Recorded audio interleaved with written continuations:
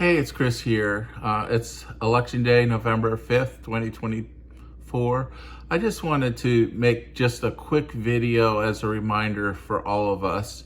As my family, extended family vote, people are touching base and talking about voting and what they're seeing and what they're experiencing.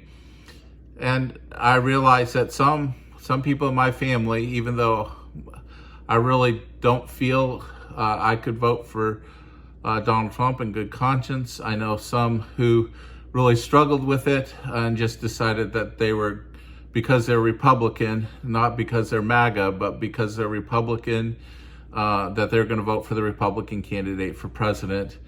And even if somebody is MAGA and hardcore, they're going to vote for Trump and they're all excited about it. And some are excited about voting for VP Harris. Some didn't vote. Some leave the presidential line blank, all of that. What's done is done. And I want to remind people that relationships are very, very important, especially family relationships or relationships in church. And how people voted really doesn't play into our relationship with them. God calls us to love even those who are unlovable, even those we disagree with, even those we feel are unwise in what they do. And depending on your perspective in voting, you will feel one or the other is unwise and all of that. And we may all have our intense feelings about things. I am very strongly feeling that MAGA has moved from being a political party to an actual cult by blending in religion and making out Donald Trump now saying he's the God-appointed savior of the world. They're moving beyond the U.S. And all that's just troubling to me, and I make no bones about my feelings because I'm zealous for the gospel, loyalty to Jesus Christ above all else, and I hate to see the church so worldly and idolatrous and corrupted by blending Donald Trump into part of what it means to be a Christian. So that I do react against that. But by the same token, I have friends and families and others that are in MAGA, and it breaks my heart.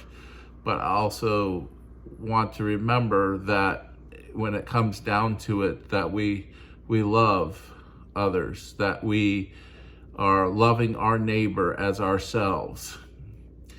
And part of that, I think, is just letting go of the vote. I had a friend of mine, we've known each other literally since being in a crib together, about 60 years ago now.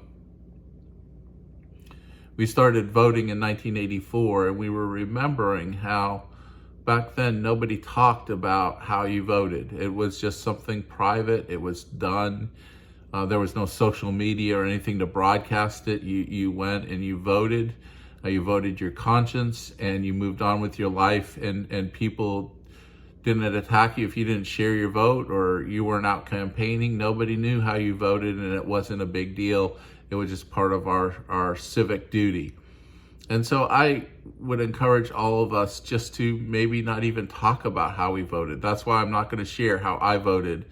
Everybody knows I wasn't going to vote for Donald Trump, but I had three choices going into the booth: leave the presidential line blank, to vote for Harris, or to vote third party.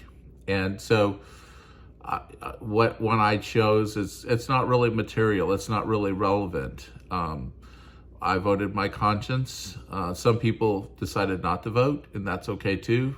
Your conscience wouldn't let them vote. I have a number of family who have said, I can't in good conscience vote. My non-vote is a vote saying I'm disgusted with everything, and I just am not going to vote.